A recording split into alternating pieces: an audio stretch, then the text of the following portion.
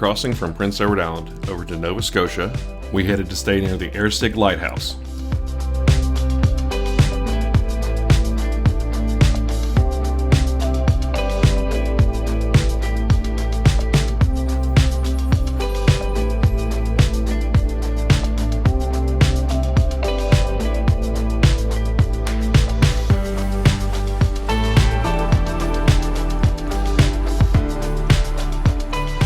After a short drive, we were at the CANSO Causeway, which connects Cape Breton Island with the rest of Nova Scotia over the Strait of CANSO.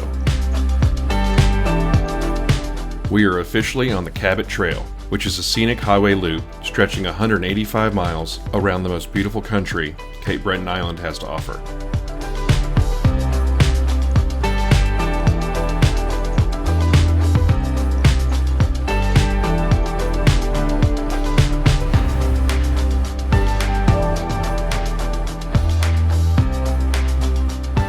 We decided to do a little bit of trail riding, but after picking up about 180 pounds of extra weight in mud, we headed towards the coast.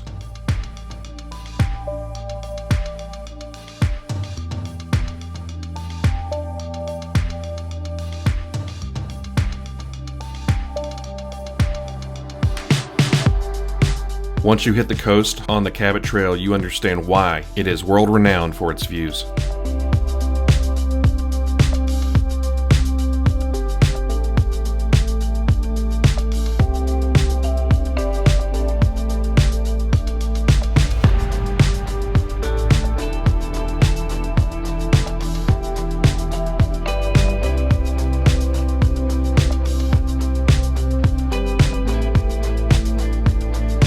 It had been about 48 hours since I've had a lobster roll and I was fiending, so we stopped in Chetty Camp where I had lobster roll number 5.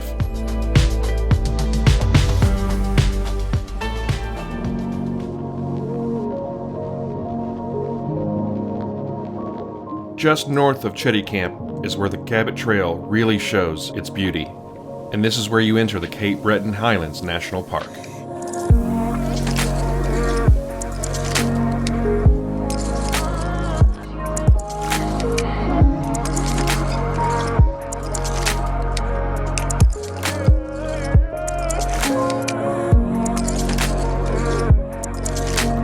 Highlands National Park covers over 366 square miles of beautiful mountains and coastline. Everywhere you look is something off of a postcard.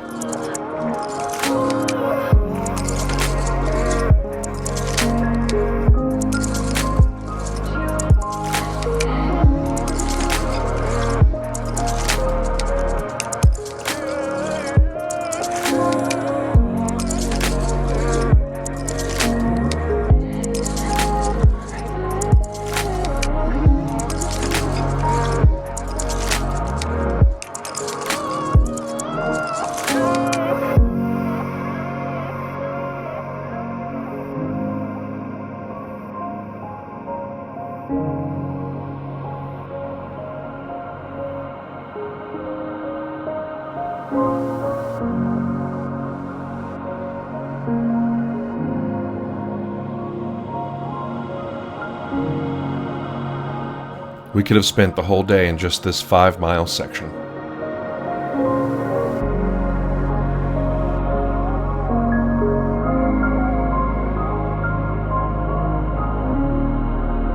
Right where the Cabot Trail cuts east to go across the heart of Cape Breton Island is French Mountain.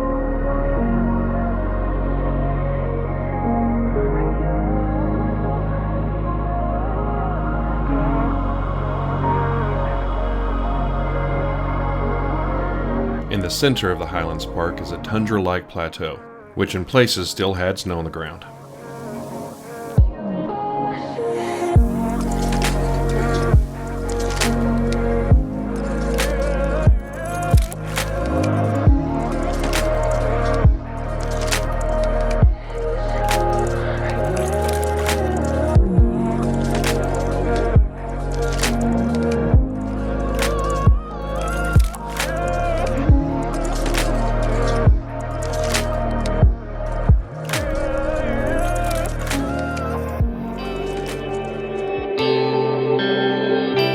Capstick is the last small town before you hit Meat Cove. The 7-kilometer road to get to Meat Cove is a mix between perfectly paved roads and potholes from hell.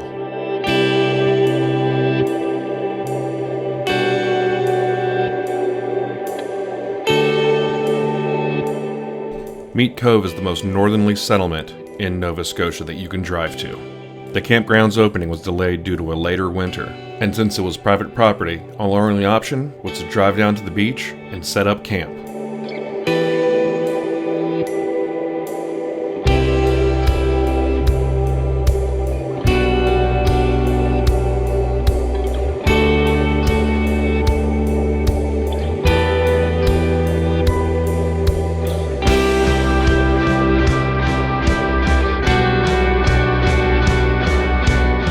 For any traveler going to Nova Scotia, Meat Cove has to be a bucket list destination.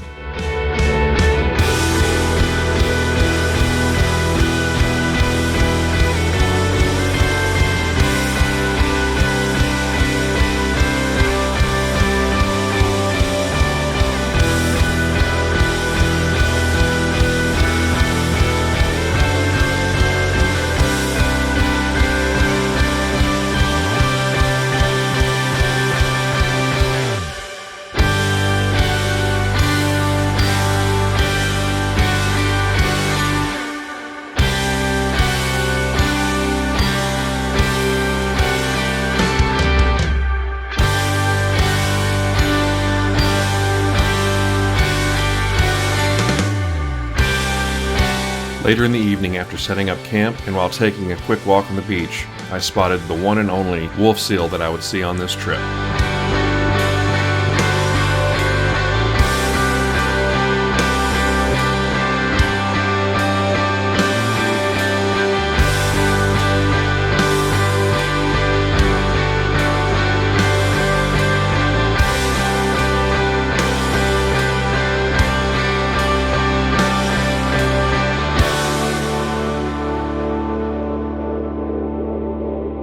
I'll just say it got a little interesting at night trying to sleep with that much wind.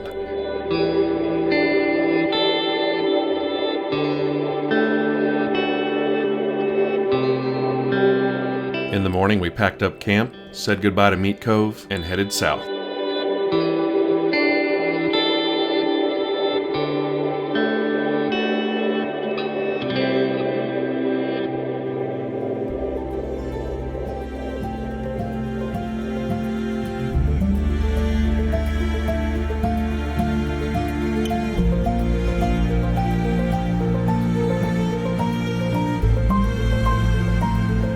Thanks to Renee scouting all over Gaia Maps, she found us this sweet little spot.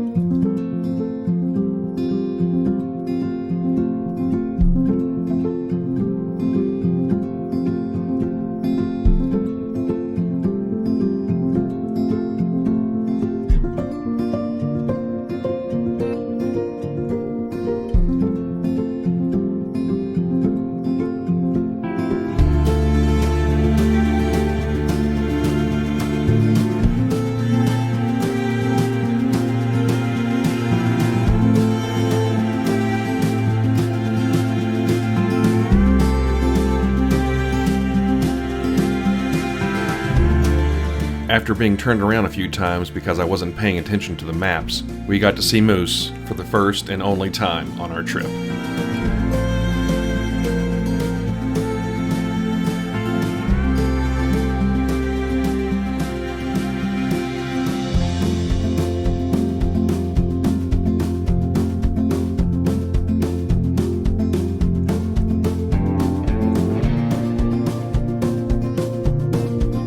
I read ahead to see how much these ferries would cost, but since this one has been out of commission for a while, they didn't charge us.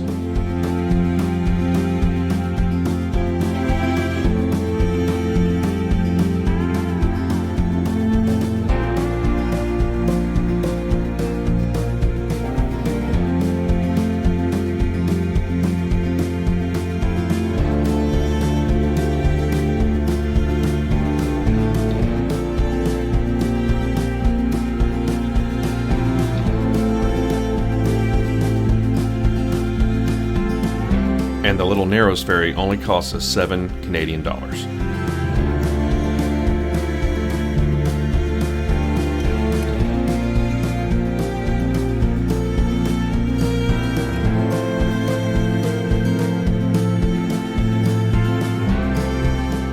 After crossing the Little Narrows ferry, which only took about 3 minutes, we had a 90-mile drive to get to our last camp spot on Cape Breton.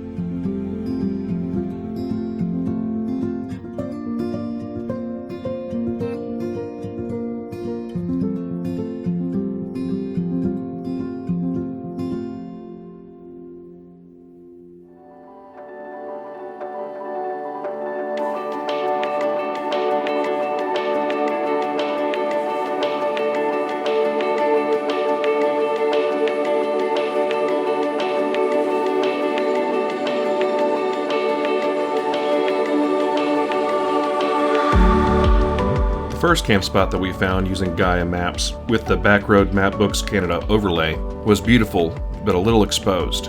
I had pulled up a premium weather report using our Garmin InReach Mini. The winds were already high and we were supposed to get higher winds later that night. So we used the drone to scout out a little bit and we saw a more sheltered spot down the coast.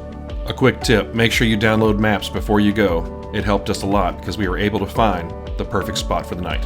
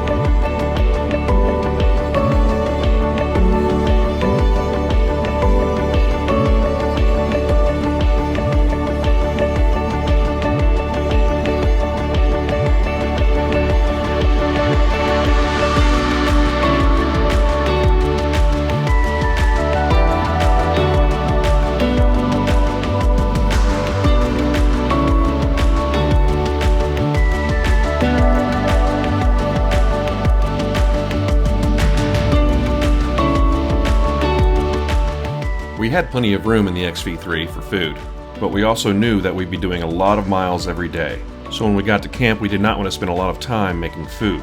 So with the jet broil, a can of fuel, some water, and a bunch of Mountain House meals, we ate very well, and honestly, they do taste good. I love breakfast for dinner.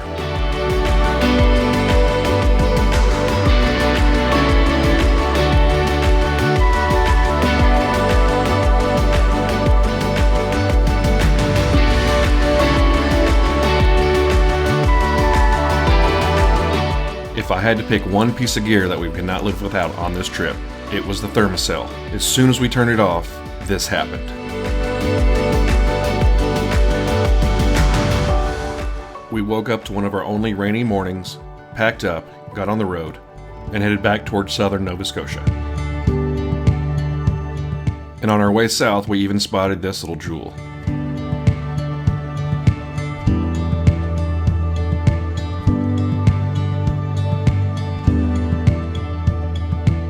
Cape Breton was truly one of the most beautiful places that we have ever been. If you ever get the chance, do the Cabot Trail, stop and meet Cove, and don't forget your bug repellent.